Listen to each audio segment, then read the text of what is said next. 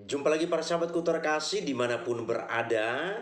Semoga kita semua dalam keadaan baik dan sehat. Para sahabatku terkasih, sesi ini saya mengajak kita untuk melihat keambiguan konsep sola scriptura. Para sahabatku terkasih dimanapun berada, belakangan ini dari komentar-komentar yang saya perhatikan di kolom komentar video-video saya, di sana saya menemukan bahwa kaum denominasi muncul memberikan begitu banyak komentar dan mereka menilai bahwa gereja Katolik itu yang selalu hadir untuk bicarakan atau menjelekkan imannya. Inilah yang muncul atau saya lihat dari komentar-komentar yang muncul. Jadi mereka melihat bahwa di sana gereja Katolik lah yang selalu hadir bicarakan tentang iman mereka ataupun membuat perbandingan-perbandingan mengarah untuk menjelekkan iman mereka. Nah, tanpa disadari bahwa selama ini dalam sejarah perjalanan gereja yang selalu hadir untuk bicara tentang iman gereja Katolik adalah kaum denominasi. Ini tidak dilihat, ini tidak disadari. Apakah mereka pura-pura tidak tahu? Pura-pura tidak memahami, pura-pura tidak mengerti, lalu mengeluarkan pernyataan ini. Seolah-olah gereja Katolik di sanalah yang memulai bicarakan tentang iman mereka, membuat perbandingan tentang iman gereja Katolik dan lain sebagainya. Tanpa disadari bahwa sepanjang sejarah perjalanan gereja selama ini yang selalu hadir, merongrong, bicarakan, menjelekkan tentang iman gereja Katolik adalah kaum denominasi. Nah, belakangan ini kita lihat gereja Katolik mulai hadir, tokoh-tokoh gereja Katolik mulai hadir membuat klarifikasi pembelaan-pembelaan terhadap iman gereja Katolik, lalu kaum denominasi mulai risih hingga akhirnya mereka memunculkan pernyataan demikian. Nah, selama ini kita ketahui bersama para sahabatku terkasih, gereja Katolik itu tidak pernah mau sibuk mengurusi iman agama manapun atau iman gereja manapun. Dalam video-video sebelumnya saya pernah katakan, mengapa gereja Katolik tidak pernah mau mencampuri atau membicarakan tentang ajaran iman agama ataupun gereja lain? Itu disebabkan karena hal itu tidak penting. Hal itu tidak penting bagi gereja Katolik. Gereja Katolik lebih fokus pada ajaran-ajaran imannya. Dan dengan itu gereja Katolik akhirnya menyampaikan ajaran-ajaran itu kepada umatnya. Jadi gereja Katolik tidak pernah mau membuang-buang waktu bicara-bicara atau bincang-bincang tentang iman agama lain ataupun iman gereja lain. Itu bukan kerjaannya gereja Katolik. Gereja Katolik itu bukan kurang kerjaan. Jadi di sana gereja Katolik itu merasa itu tidak penting. Karena apa? Gereja Katolik ingin fokus dengan ajaran imannya. Nah, para sahabatku terkasih, kita lihat pada bagian ini saya mau bicara tentang ambigunya konsep sola scriptura. Ini penting saya angkat untuk kita ketahui supaya kita melihat bagaimana sebenarnya ajaran iman gereja Katolik itu kalau kita bandingkan dengan apa yang dipahami ini. Sehingga jangan selalu dari kaum denominasi itu hadir menjelekkan iman gereja Katolik. Jadi gereja Katolik itu selama ini diam, tenang menghadapi semua situasi. Tapi sekarang gereja Katolik hadir, bangkit untuk memberikan klarifikasi, perbandingan-perbandingan tentang apa yang diimani oleh gereja Katolik dengan apa yang diimani oleh kaum denominasi. Maka di sini saya kembali bicara tentang sola scriptura. Nah, para sahabatku terkasih, kita ketahui bersama bahwa kaum denominasi itu dalam melakukan sesuatu selalu mereka itu di sana katanya harus biblis, harus alkitabiah, atau dasarnya harus dari kitab suci. Ini yang selalu dilakukan oleh kaum denominasi. Kemudian kita lihat apa yang dilakukan atau diimani oleh gereja Katolik dalam hal ini. Kaum denominasi selalu mempertanyakan, apa dasar Alkitabnya? Apa dasar kitab sucinya? Itu tidak Alkitabiah. Ini pernyataan yang selalu dan sering kita dengar dalam kehidupan kita. Jadi mereka selalu mempersoalkan apa dasar Alkitabnya atau kitab sucinya. Itu tidak Alkitabiah. Walaupun mereka sendiri tidak tahu, tidak paham bagaimana sebenarnya iman gereja Katolik. Gereja Katolik itu memiliki 3 sumber ajaran iman. Ini sudah saya ulas secara panjang lebar dalam video-video sebelumnya. Bahwa gereja Katolik itu bukan hanya satu sumber imannya, tapi ada 3 sumber ajaran iman Katolik. Dan dengan itu kita melihat bahwa gereja Katolik itu begitu kokoh, begitu tangguh, berada dalam satu kesatuan ajaran iman, mulai dari Vatikan sampai ke seluruh penjuru dunia. Berkat 3 sumber ajaran iman ini. Yang pertama kita lihat tradisi suci. Nah, para sahabatku terkasih, tradisi suci itu adalah ajaran Yesus Kristus yang dihidupi oleh jemaat awal, para rasul dan jemaat-jemaat awal sebelum ditulis di dalam buku. Itulah yang kita sebut dengan kitab suci atau Alkitab dalam ajaran kekristenan. Jadi sebelum ada tulisan ini atau kitab suci ini, tradisi ini sudah duluan ada. Maka dalam video sebelumnya saya pernah katakan bahwa antara kitab suci dan tradisi, yang duluan ada itu bukan kitab suci, tetapi tradisilah yang duluan ada. Itu sumber yang pertama. Kemudian sumber yang kedua adalah kitab suci. Kitab suci itu ditulis supaya apa-apa yang dihidupi dalam iman kekristenan itu juga diwariskan secara turun-temurun untuk generasi berikutnya. Supaya ada sesuatu yang bisa dibaca, dilihat, dan itu menjadi kekuatan iman kita. Itulah yang kita kenal dengan Alkitab atau kitab suci.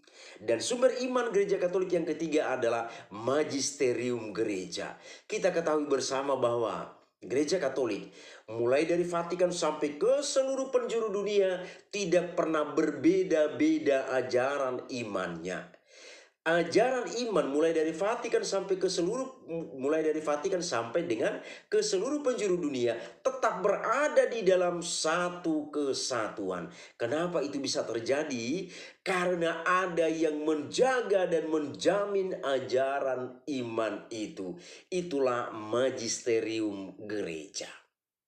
Nah, para sahabatku terkasih, tapi tidak apa-apa. Sejauh mereka mempertanyakan apa yang gereja Katolik hidupi, gereja Katolik bicarakan tentang dasar kitab sucinya, Alkitabnya atau Alkitabiahnya, sampai pada situasi atau konteks ini masih bisa kita terima dan kita maklumi. Kenapa? Karena gereja Katolik juga menjadikan kitab suci sebagai sumber iman. Maka pada titik ini atau pada konteks ini masih bisa kita tolerir, kita maklumi, kita pahami, dan kita terima. Tapi sesuatu yang menjadi ambigu adalah sampai di atas, bagian tadi di atas itu kita masih bisa terima. Mereka menyoroti apa dasar kitab sucinya atau Alkitabnya, itu tidak Alkitab, ya itu masih wajar. Karena apa? Sekali lagi, gereja Katolik juga menjadikan kitab suci Alkitab itu sebagai sumber ajaran iman. Nah, tapi di sini kita lihat ada hal yang ambigu dalam sola scriptura. Dalam pembicaraan, dalam pemahaman kaum denominasi, segala sesuatu harus Alkitabiah. Harus ada dasar kitab sucinya. Tapi di sini ada ambigu, ada kerancuan yang tidak disadari. Ada hal yang ambigu di sini. Dan hal ini tidak mereka sadari. Nah, para sahabatku terkasih, kita lihat hal ambigu yang pertama. Jika kaum denominasi itu memang benar menjadikan kitab suci itu sebagai satu-satunya sumber ajaran iman, maka Tidak akan mungkin setiap orang dalam kelompok denominasi ini bisa secara bebas pribadi-pribadi menafsirkan kitab suci itu. Kita lihat dalam kaum denominasi ini, orang-orang yang ada di sana secara bebas bisa menafsirkan dan memahami isi kitab suci itu. Tiap orang bebas. Apa yang dia pahami, itu bisa dia hidupi karena semua orang bebas menafsirkan kitab suci itu. Maka di sini tentu melahirkan pemahaman yang berbeda-beda. Pasti akan melahirkan pemahaman yang berbeda-beda. Tiap orang punya kemampuan, punya daya memahami sesuatu secara berbeda-beda. Di sini dengan kemampuan yang berbeda-beda itu, mereka secara bebas menafsirkan kitab suci itu dan dipahami.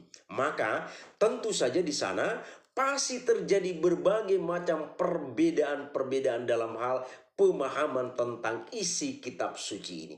Inilah keambiguan yang pertama. Jadi mereka mengatakan bahwa semua harus Alkitabiah, dasar kitab sucinya harus ada, tetapi mereka di sini secara bebas. Tentu kalau memang itu benar-benar sebagai satu-satunya sumber ajaran iman, itulah kitab suci, maka hal itu harus dijaga keutuhannya dengan baik. Kalau memang itu satu-satunya sumber ajaran iman, maka keutuhan ajaran yang ada di dalam kitab suci itu harus dijaga, dipelihara dengan baik. Sehingga apa? Orang di sana tidak akan bisa secara pribadi-pribadi memahami isi kitab suci itu. Yang akhirnya mereka di sana memiliki pemahaman yang berbeda-beda.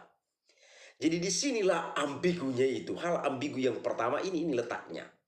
Jadi kalau memang kitab suci itu atau Alkitab itu sebagai satu-satunya sumber ajaran iman, maka itu tidak boleh secara bebas setiap orang menafsirkan dan memahaminya. Itu harus dijaga keutuhannya. Itu harus dijaga. Karena tahu itu hanya satu-satunya. Itu satu-satunya sumber ajaran iman. Kok masa setiap orang dengan bebas? Masa setiap orang dengan bebas menafsirkan dan memahami? Jadi prinsip utama dalam sola scriptura itu di mana? Bahwa semua hal harus Alkitabiah. Itu di mana letaknya di sini? Di mana letaknya? Kalau ini merupakan satu-satunya sumber ajaran iman, maka Alkitab atau kitab suci harus dijaga keutuhan ajaran yang ada di dalamnya. Dan bukannya setiap orang secara bebas menafsirkan dan memahami isi kitab suci itu. Inilah hal ambigu yang pertama yang tidak disadari oleh kaum denominasi. Kita lihat dalam gereja Katolik, kalau buat sesuatu itu jelas. Kalau itu diambil dari Alkitab, kitab suci, maka itu jelas. Kalau ajaran itu bersumber dari tradisi atau magisterium gereja, itu jelas. Dan apa yang kita lihat selama ini memang sinkron. Apa yang dikatakan dan dilakukan oleh gereja Katolik itu memang sinkron. Tidak akan pernah berbeda atau tidak akan terjadi perbedaan dalam hal ini. Nah, jadi ini hal ambigu yang pertama. Hal ambigu yang kedua, kitab suci itu tidak dipahami secara integral, tetapi dipahami bagian demi bagian. Inilah hal ambigu yang kedua. Kalau memang itu satu-satunya sumber ajaran iman, maka kitab suci itu harus dipahami secara keseluruhan. Dan bukan mengutip sana, mengutip sini, memahami bagian ini, memahami bagian itu secara terpisah. Jadi kitab suci di sini tidak dipahami secara integral, tapi kitab suci dipahami bagian demi bagian. Maka kita lihat di kolom komentar saya itu, kolom komentar video saya, banyak di sana ketika saya bicara tentang Bunda Maria, di sana mereka tampilkan ayat-ayat Alkitab bahwa Allah melarang orang untuk membuat patung dan lain sebagainya. Para sahabatku terkasih, saya perlu katakan kepada Anda perlu memahami konteks penulisan kitab suci itu. Anda perlu memahami itu. Anda jangan hanya bicara bagian demi bagian. Itulah kelemahan Anda, maka terjadilah pemecahan di sana dan di sini. Terbentuklah gereja A, gereja B, gereja C, dan berbagai macam gereja yang ada. Karena apa? Kelemahan Anda adalah Anda tidak memahami konteks penulisan Alkitab suci itu sendiri. Konteks penulisan sebuah perikop kitab suci tidak Anda pahami. Anda tidak memahami itu. Anda hanya memiliki dasar bahwa Allah melarang untuk membuat patung. Itu dalam konteks apa? Anda harus pahami itu dulu. Disinilah letak kelemahan Anda. Kemudian kita lihat seperti saya bicarakan kemarin soal sola gratia dan sola fide. Di sana dikatakan bahwa perbuatan baik manusia tidak diperhitungkan Tuhan, tetapi hanya cukup dengan mengandalkan rahmat, belas kasihan Tuhan. Kemudian dengan cukup beriman kepada Yesus, kita akan sampai pada keselamatan. Sementara Allah sendiri menghendaki perbuatan baik manusia.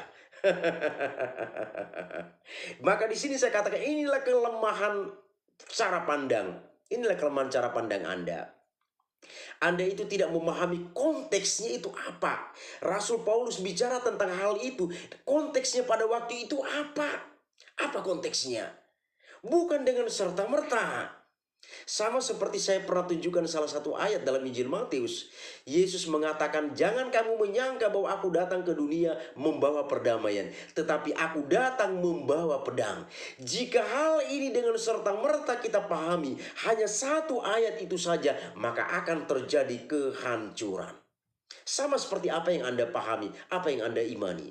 Anda tidak melihat konteks penulisan perikop kitab suci itu pada waktu itu. Gereja Katolik dalam memahami isi kitab suci, sebuah perikop misalnya, Gereja Katolik itu harus mencari tahu terlebih dahulu apa konteks penulisan perikop ini, sehingga kita bisa memahami isi pesan dari kitab suci itu secara integral, bukan bagian demi bagian seperti yang Anda lakukan. Itulah kelemahan yang Anda alami. Maka dua hal yang ambigu ini tanpa Anda sadari. Tanpa Anda sadari. Jadi di sana muncul ketika saya bicara tentang patung Bunda Maria, ayat-ayat itu disodorkan di sana. Allah mengatakan tidak boleh membuat patung untuk ini, untuk itu, menyerupai Allah dan lain sebagainya. Allah melarang. Lalu Anda mempertentangkan itu dengan apa yang ada di dalam Gereja Katolik. Anda keliru besar. Anda keliru besar. Karena Anda hanya mencopot ayat itu dan membuat pemahaman dan pemikiran sendiri. Anda tidak memahami konteks penulisannya. Tujuannya apa? Tujuan penulis kitab suci untuk perikop itu apa? Dalam konteks apa? Situasinya seperti apa pada saat itu? Tapi apa? Anda mengambil perikop atau bagian demi bagian lalu mengeneralisasikan bahwa itu adalah hal yang tidak benar.